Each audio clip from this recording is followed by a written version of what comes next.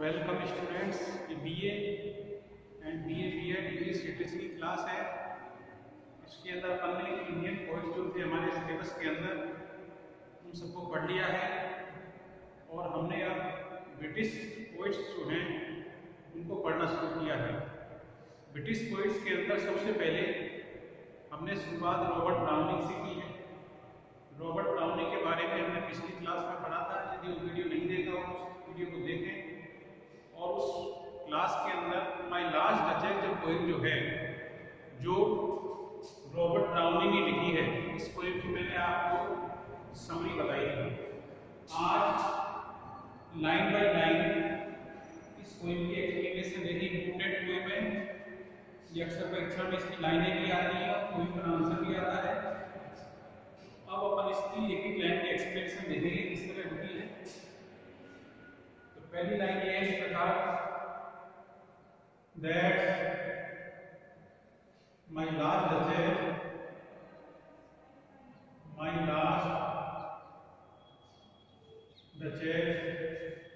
painted on the wall,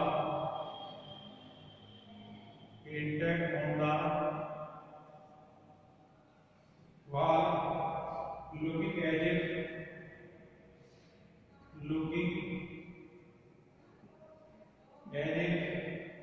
she were alive.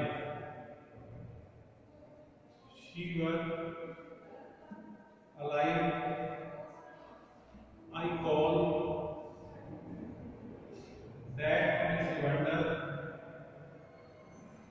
that is a wonder. Now, rough and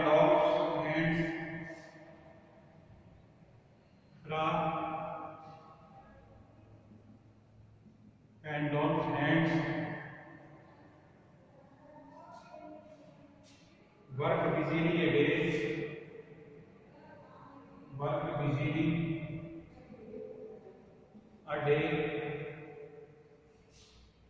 and there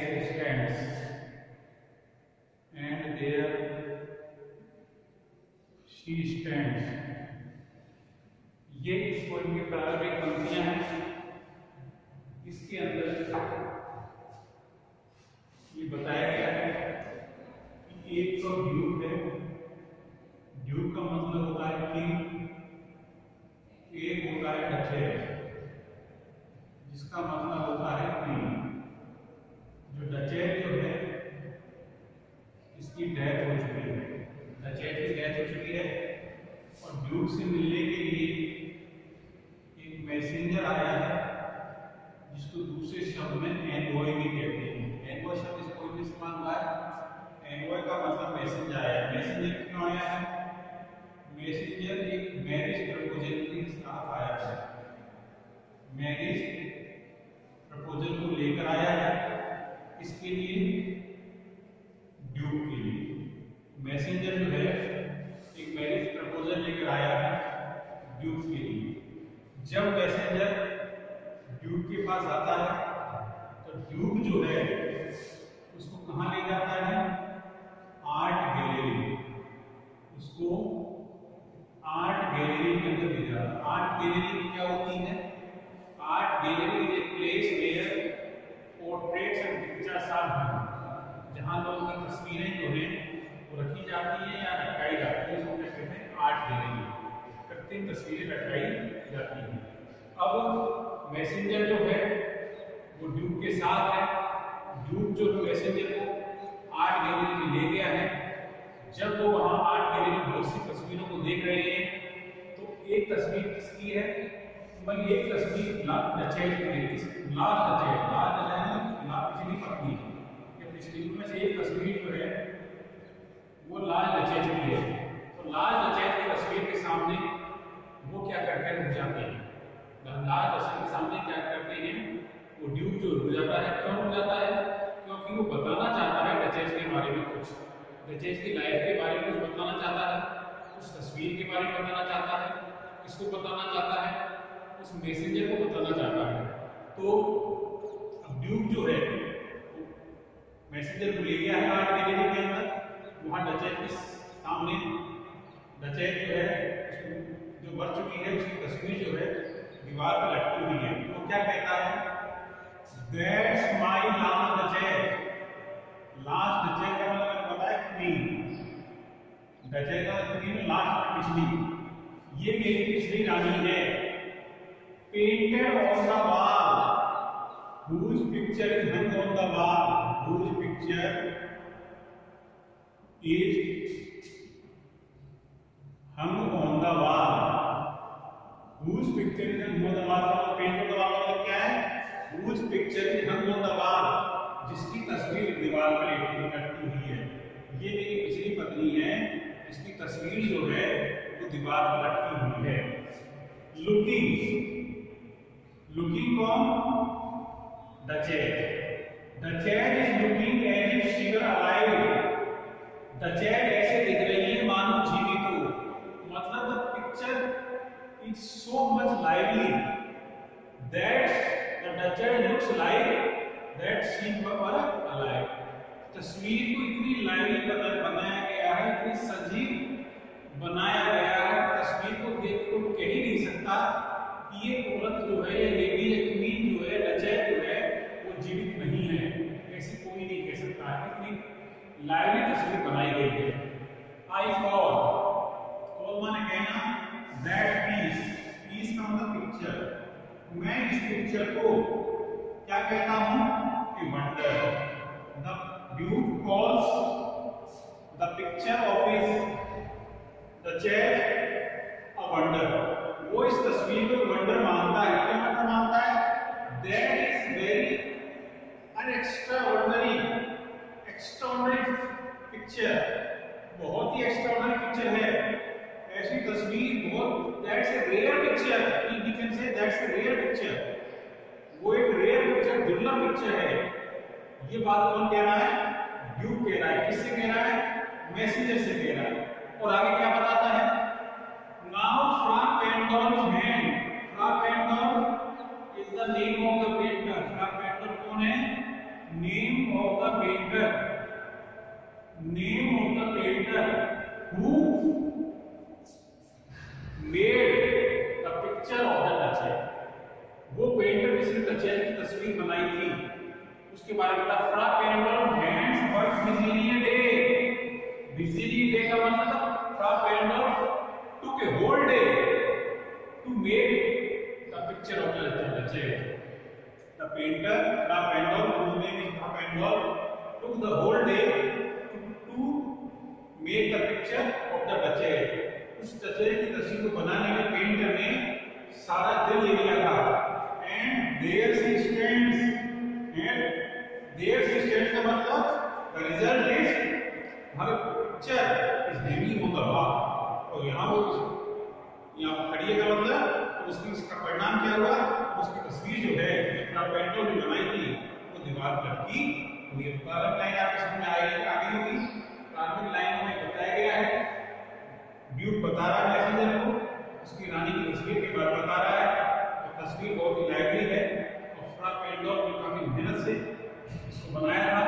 तो ये picture जो एक rare picture है, काफी दुर्लभ पिक्चर है, एक वंडर है पिक्चर। ये सब बातें हमने 4 मिनट के अंदर पढ़ी हैं। तो हम आगे देखते हैं।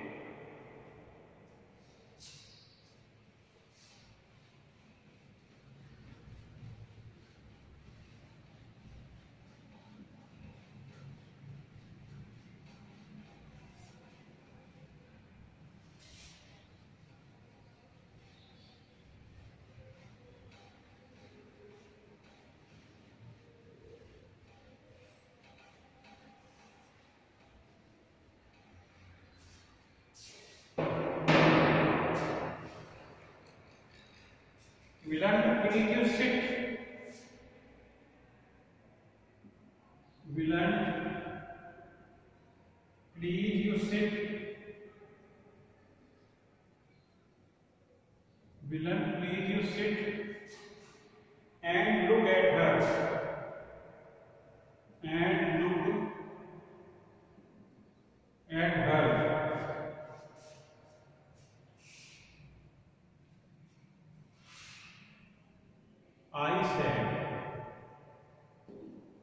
I said, by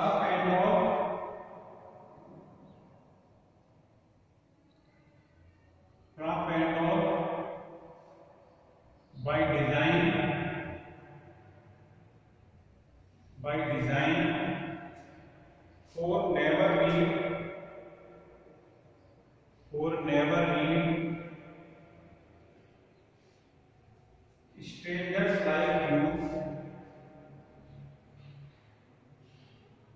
strangers like you that picture countenance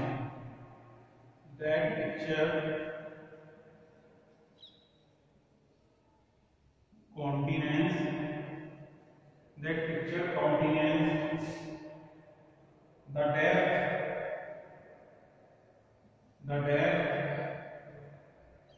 and passion of its earnest last and passion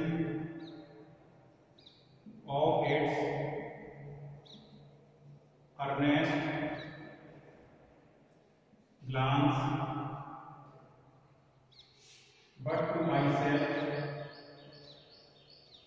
but to myself they turn since none puts by the curtain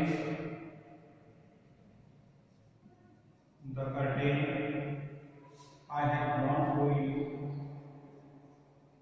I have drawn for you, but I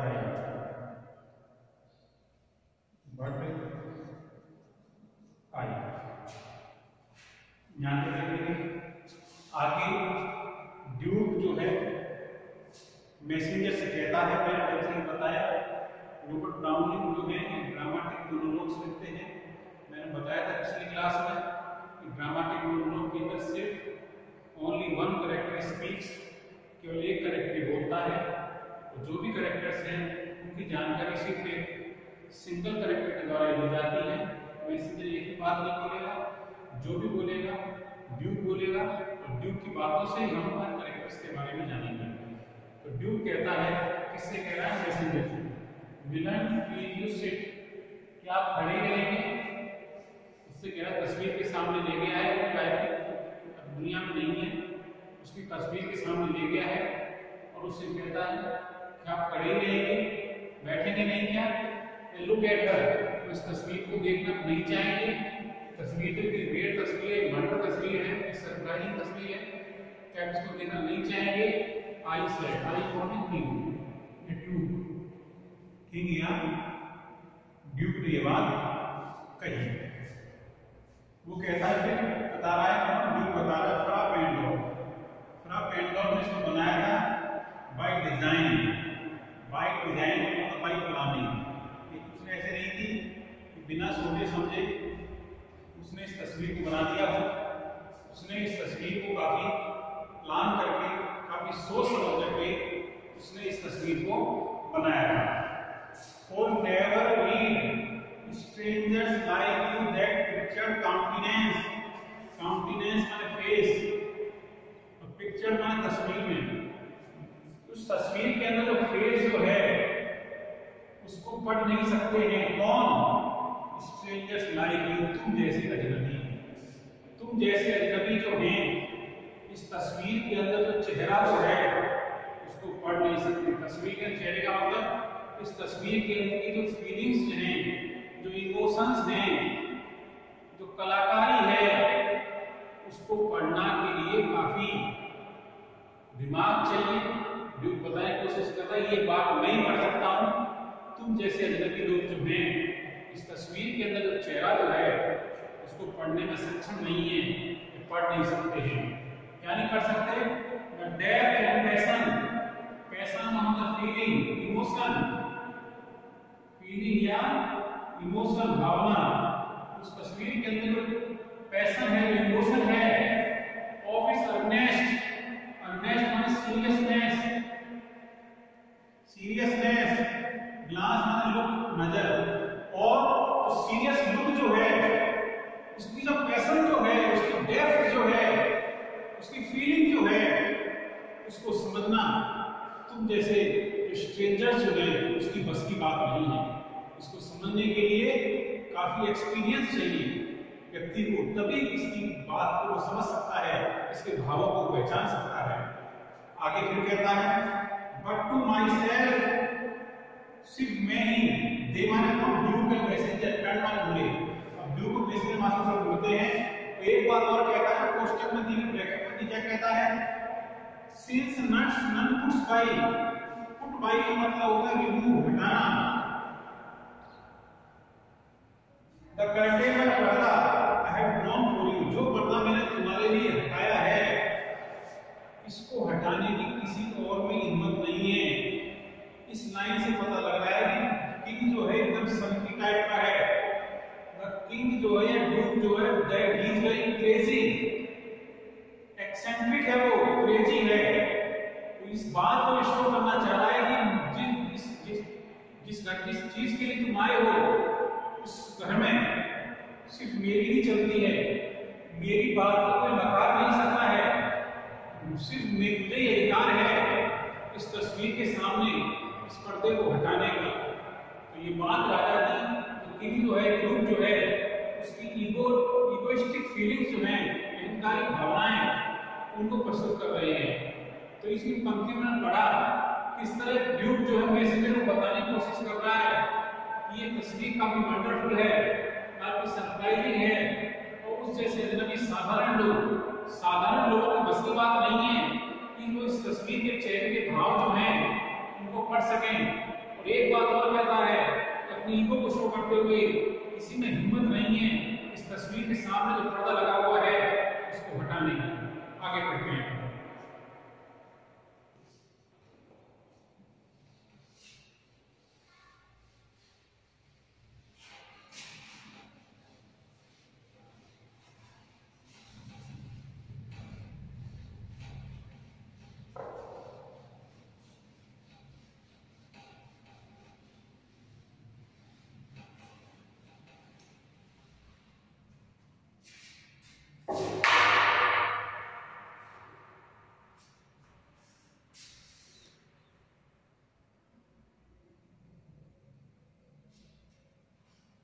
And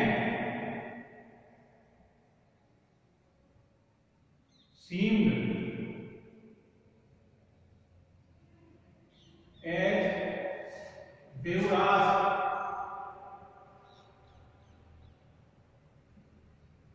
they would ask me if they durst.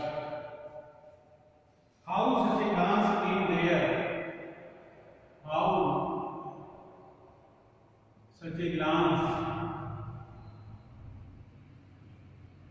came there?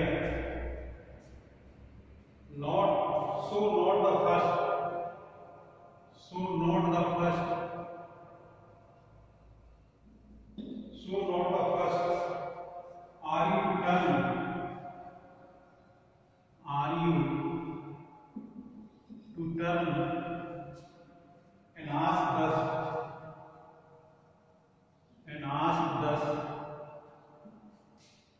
sir, it was not her husband's presence, it was not her husband's presence,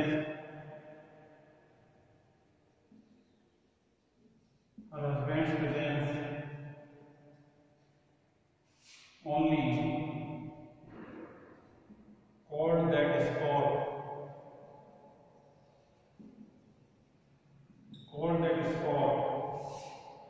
of joy into the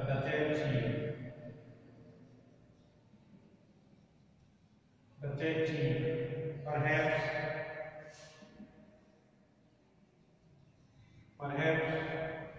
rough and all chance to say,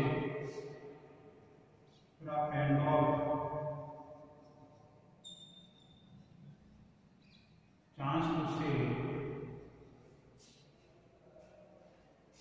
mental,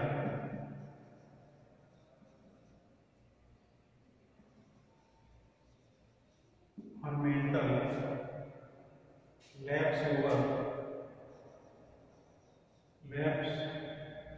over my lady reached too much, over my lady reached too much,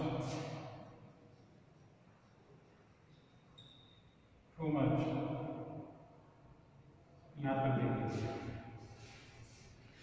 तो point आगे Duke आगे कह रहा है, Duke आगे बताता है किसको, मैसेंजर को बताता है आगे, and seen as they task they on other people, और दूसरे लोग जो हैं जिन्होंने इस तस्वीर को देखा है वो इस तरह के प्रश्न पूछते हैं, ऐसा लगता है वो पूछने की कोशिश करेंगे।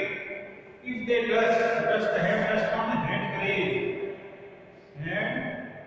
यदि तुम्हें हिम्मत हो तो ही मुझे, हालांकि ज्यादातर लोगों को हिम्मत नहीं होती कि नजर कुछ देख भी पाते हैं, नजर जो है उसके भाव पढ़ भी पाते हैं, तो लेकिन उनमें हिम्मत नहीं होती राजा से बात पूछने की। क्या बात पूछने की? How such a glance, look, ये लुक जो है, ये नजर जो है, केम देयर, आखिर इस तस्वीर के अंदर जो पेंटर ने बनाई है उसके अंदर ऐसी नजर जो है कैसे आई? What was the reason behind that look? उस लुक के पीछे कारण क्या था? ये लोग पूछने की कोशिश करते हैं मन ही मन में, यदि हिम्मत हो तो।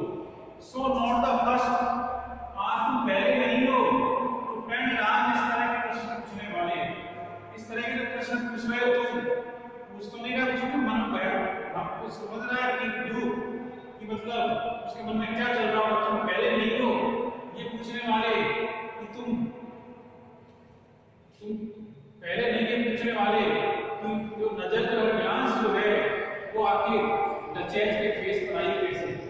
अब ड्यूक बताता है it was not her husband's presence only, जो डचेस के चेहरे पर जो रेडनेस जो आई थी, जो पैशन जो आया था, इमोशन जो आई थी, जो फीलिंग जो आई थी, that was not because of the presence of her husband, ये उसकी पति के कारण नहीं थी। ऐसा नहीं था कि पति का बैठा था जब उसकी तस्वीर बनाई जा रही थी, उसके कारण ये सरप्राइजिंग लुक जो थी या ग्लांस जो थी वो नहीं आई थी। क्या? और दैट स्पॉट ऑफ जॉय, उसी का स्पॉट में मार्क, उसी का जो मार्क जो है नहीं आया था, क्योंकि डचेस के चीक में गालों के ऊपर उसी में जो मार्क जो था, स्पॉट जो था वो नहीं आया था। किसके कारण? Because of the presence of the husband, उसके पति की उपस्थिति के कारण। ये तो क्या इधर फर्ज हो सकता है, कारण बताना है, और कारण हो सकता है, ये कारण रहे हो। कुछ कारण क्या है? श्राप एंगल चांस से का मतलब God and opportunity, God and opportunity, अवसर मिल गया हो सकता है जरा पेंडर को अवसर मिल गया हो, ये कहने का जब तस्वीर बना रहा था तो हो सकता है जरा पेंडर जो था उसको अवसर मिल गया हो। पर मेंटल का मतलब ड्रेस, वस्त्र, लेफ्ट मार्क कवर, ढकना, हर बॉडी इज रिस्ट, उसने कलाई के ऊपर किया, उसने ये कह दिया हो कि लेडी की कलाई के ऊपर उसका जो ड्रेस जो थी वो उसको ज्यादा कवर कर रही थी। ये बात उसने कही, जब किसी ने कहा वस्त्र जो है तुम्हारी बॉडी ज्यादा कवर कर रहा है, इस बात को सुनकर डचेस के चेहरे पर हो सकता है कोई spot of joy, mark of joy आ गई हो, एक कारण बताने की कोशिश कर रहा है। ड्यूक अभी तक हमने जो कोई में पढ़ा वो क्वीन के बारे में बहुत कुछ बताने की कोशिश कर रहा है। इसको बता रहा है, मैसेंजर को बता रहा है जो एक मैरिज प्रपोजल के साथ आया है, किसी काउंट माने दूसरा किंग जो है उसी मैरिज प्रपोजल के साथ वो आया है। आगे की बातें हम नेक्स्ट क्लास में पढ़ेंगे, इतना ही इस वीडियो के अंदर, ठीक है? इतनी पढ़ लेना। कोई एक बात और बता दूं, जब कोई पढ़ा पहले से बताया, कोई मैं आपके सामने ही चाहिए, हो सकता है वर्ड ब्लैक बोर्ड से अक्षर आपको क्लियर नजर नहीं आए, लेकिन जो बोल रहा हूँ शब्दों पर ध्यान दें। जब आप कोई को पढ़ें तो आपको अच्छी तरह समझ में आएगी, और कोई को पढ़ने से पहले सभी पढ़ लें, उसका वीडियो देखें तो आपको ये कोई बहुत अच्छी तरह समझ में आएगी। इंपोर्टेंट कोई में परीक्षा प्रश्न आना ही है, ना कि नहीं आएगा तो 100% इसका प्रश्न आएगा ही आएगा। That's all for today, thank you.